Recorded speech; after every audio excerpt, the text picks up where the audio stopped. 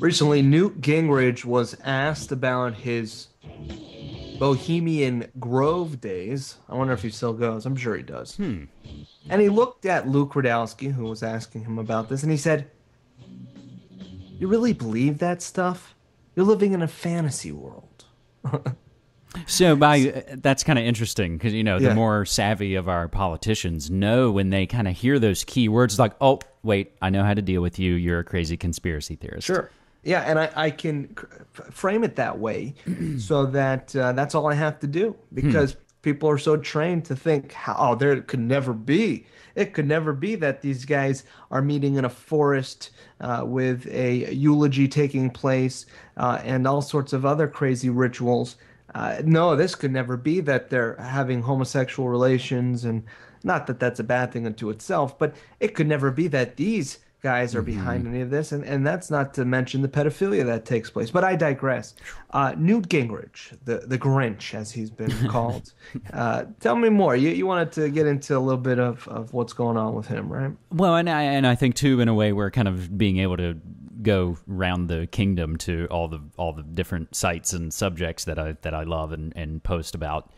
But I had sort of speculated and predicted, if you want to be bold about it, on the last episode of the year of New World Next Week, where we kind of talked about biggest stories of what we thought should have been of 2011 and perhaps what will be Hmm. trends in 2012. And I said, I think there's going to be a lot more sort of alien type talk. Now, I'm not saying aliens are landing in 2012. I'm just talking about more chatter, more disclosure. He kind of looks like an alien, though. Him and his wife. And so that's the thing. Then all of a sudden, I guess somewhat out of the blue, Newt Gingrich started to talk about, having people, quote, living on the moon. They can petition to become a state. I guess when 13,000 Americans live on the moon, they can petition to become a state. By the end of my second term, we will have the first permanent base on the moon, and it will be American. This idea, again, I've seen it in The Simpsons. I've seen it in Mr. Show, making fun of this idea of that, the moon belongs to America and we can, blow it up and blast things into it if we want to. And then we see these things happen in the real world, with the blast that we did of the moon last year. So to see these things, again, kind of enter into the consciousness. So I have an article up, Is Newt's Moon Colony Fantasy or Science Fiction? And of course, it's not new, and it's not a fantasy, and it is a very real idea. And even if you want to get into the sort of speculative things, again, of the sort of alternative three that will have to leave the Earth, you know that the elites have at least thought about this. If they're stashing away all the Sure. seeds and all those other Many have things. speculated, James, that they already have these sorts of bases. I've even heard that they have bases on Mars. I don't know how far you want to go with this, but it's interesting to keep an open, critical mind about. So as I kind of, put a flag next to some of these, themes and memes, and then again, as I'm flipping through the daily newspapers, which I feel one isn't, oh, I'm so well informed because I read, my local sad newspaper. I think it lets you kind of tap into what are they telling the mainstream masses. When you really look at the broad picture of it and fold the paper out wide, what kind of themes and copycat images kind of happen.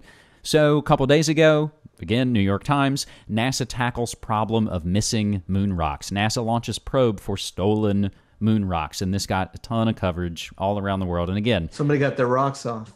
exactly. But again, you don't have. Do you really believe all that stuff with the alchemy, with all of Right. these things, like bringing something extraterrestrial to terra firma? These things are part of the occult Maybe it agenda. was Jay Weiner. And to wrap that kind of theme up, and again, these are on cyberspacewar.com. Today, alien matter beyond solar system spotted by NASA probe, and this comes from the crazy news site CBS News. For the very all first seeing time, eye. exactly, Columbia Broadcasting System. For the very first time, a NASA spacecraft has detected matter from outside our solar system, material that came from elsewhere in the galaxy. This so-called interstellar material was spotted by NASA's Interstellar Boundary Explorer, IBEX, a spacecraft that's studying the edge of the solar system. So, with a somewhat, eye-catching, misleading headline, alien matter beyond solar. Alien, has quotes around it. They just mean it's extraterrestrial. Just like when, they say UFO. Like, I don't think that means alien. I think it means an unidentified flying object. We've had the Catholic Church saying, they'll baptize aliens and it's okay to believe in aliens. We've seen so many things, with the solar flares and just all of these events, again, that I'd love to track and cover on Cyberspace War. Well, here's the question I have, James. For those people out there who are listening and saying, Bob, we have these neocons and the Mossad openly creating operations to get us into a conflict with Iran. We see the potential of more false flag terrorism taking place. There's a problem with our food supply, a problem with our water supply, a problem with our air. They're continuing to spray their aerosols. Why talk about aliens?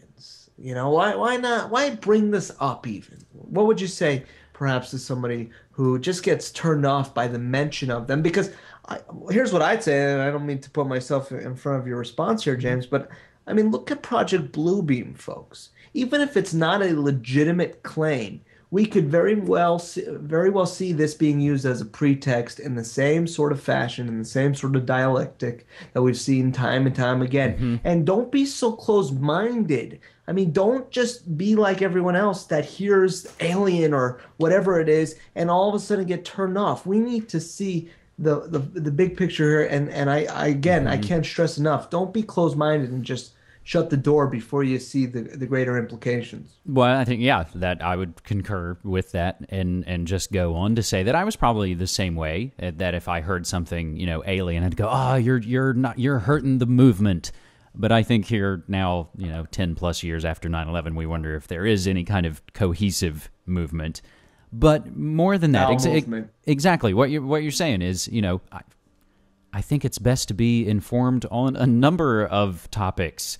I may not like whatever, crappy thing is playing at the movie theater, but I still kind of know what's there. I just want to be generally aware of things going on so I can be able to interact and hopefully on a more meaningful level with people if you're more aware about a lot of different things. But again, just like you said, don't be so close-minded. And again, I'm not saying aliens are coming down this year.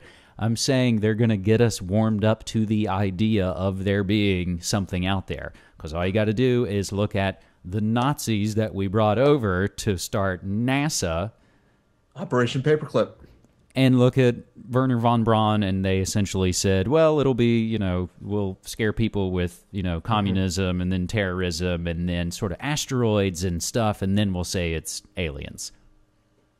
Yeah, and we saw the emergency broadcast thing being tested. Exactly. We talked about that, you and I. That very well could be a great place to introduce this sort of disclosure. And when you have, and again, we've probably discussed this, I always like to think that our more technologically advanced culture wouldn't fall for a War of the Worlds. But again, we've already fallen for a War of the Worlds type thing. We've fallen for it in our minds every day. Isn't that kind of a fancy way of tricking us that the aliens are attacking us or something like that? I mean, and and Reagan, wouldn't it be great if aliens came and we'd all get together? All right. Well, we will do that if we're not abducted before the next break. I gotta take a quick break, and then we'll be back at it with James Evan Polanto, MediaMonarchy.com. Of course, our websites, theintelhub.com and BobTuskin.com. Don't go anywhere.